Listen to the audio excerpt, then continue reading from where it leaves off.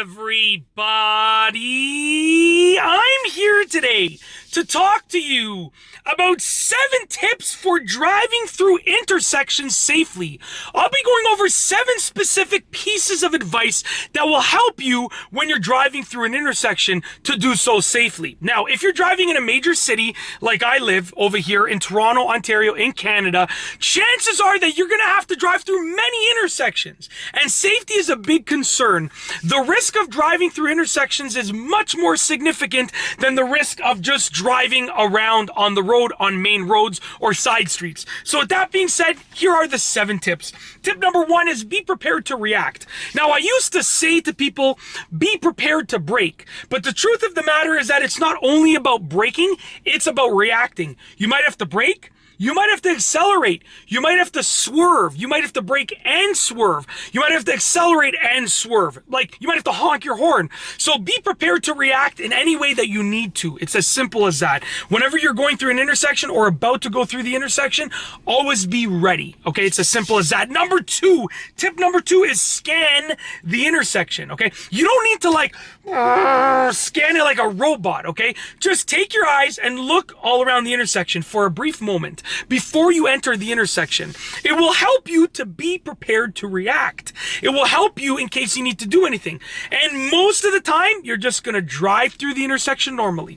But there will be the odd time that you have to react, and you're going to be thankful that you scanned the intersection when you unfortunately encounter that time, because it's inevitable. It's going to happen, okay? Number 3 is keep your distance. You never want to be following too closely when you're driving through an intersection. In general, you don't want to be following too closely, but the risk is multiplied in an intersection.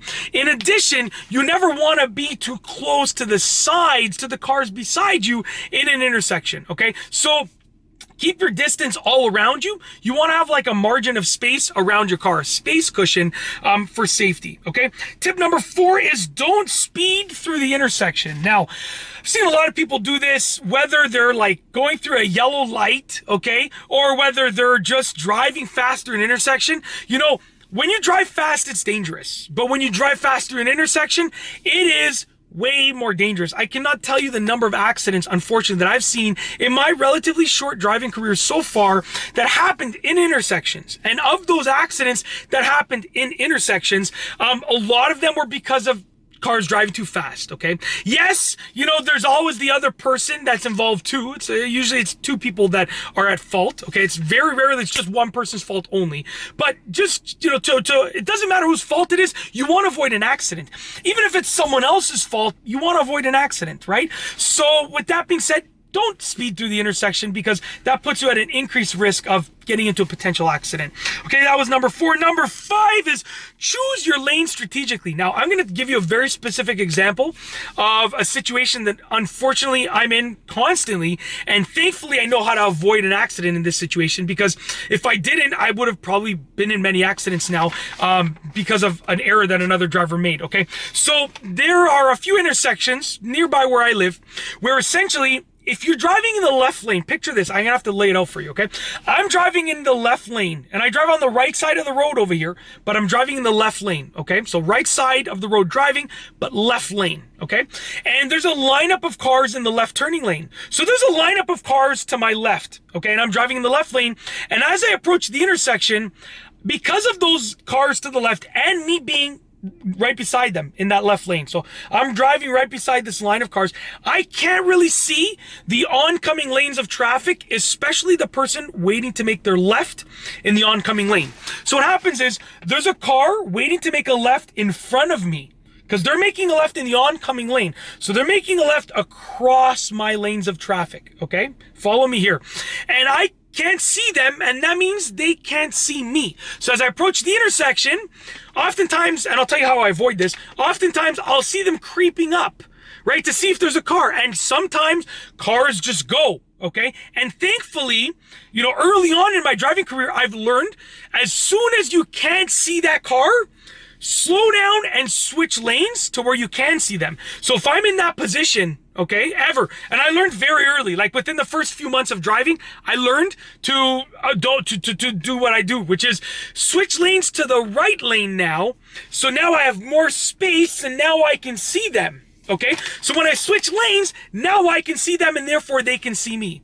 And luckily for myself, whenever I'm in that situation, I move over right away. I see them and I don't ever get into any close calls. But I've seen many drivers that stay in that left lane ahead of me. So they're up ahead of me and they have to slam their brakes because someone starts, they almost T-bone someone because someone thinks there's no car there because they can't see them and therefore they can't be seen. So hopefully that wasn't too confusing, but the idea is this. In order for another car to see you, you have to be able to see another car, right? You know that rule in life. If I can see you, you can see me, okay? Very simple. If I can see you, then you can in theory see where my eyes are. Like if I can see your eyes, you can see my eyes. That's the idea in life with how vision works, okay? So in order to choose the right lane, you need to be able to, as much as possible, see the other cars that are at a risk of interfering with your driving, and then therefore they can see you. So switch lanes, slow down, do whatever you need to do accordingly in order to see them and therefore be seen, okay? Keep that in mind. All right. Number 6. That was a long one, but I had to really explain that one for you, okay? Because I've seen it happen too many times, too many near accidents with other drivers because they don't switch the lane. I'm telling you, see other cars so then you can be seen as well. Okay, moving forward to, that was choose your lane strategically. That was number 5. Number 6, get 2 hands on the wheel. Okay, now, obviously, if you're driving a manual car and you're shifting gears, one hand has to be off the wheel for a moment. But as much as possible, you want to keep 2 hands on the wheel. That's because the increased risk of going through an intersection is a real thing. So with 2 hands on the wheel, you're better prepared to react however you need to react. It's as simple as that, okay? Lastly is number 7, which is realize the increased risk of intersections because that will help you be more prepared. If drivers don't realize that there's an increased risk, they're just going to drive regularly, woo, let's be distracted, whatever, through the intersection. And then that puts them at an increased risk and everyone else around them at an increased risk of getting into an accident because it's not only you that you're risking, it's everyone around you now is at risk of being part of that accident, okay? So if you realize that it is more risky than just driving on a main road in a straight line or a side street or whatever the case, even a highway, right? If you realize the increased risk of driving through an intersection, it will help you to be more prepared. And that is something that is extremely valuable because preparation is one of the key factors when it comes to being a safe driver. Okay, defensive driving is very much so about preparation. So defensive driving will keep you safer in intersections than offensive driving or aggressive driving, okay? So it's as simple as that. If you like this video, please be sure to give it a thumbs up. Let me know what you think down below as a comment. And of course, be sure to subscribe for more great videos just like this one. And that's all I have for you today. Thanks for watching.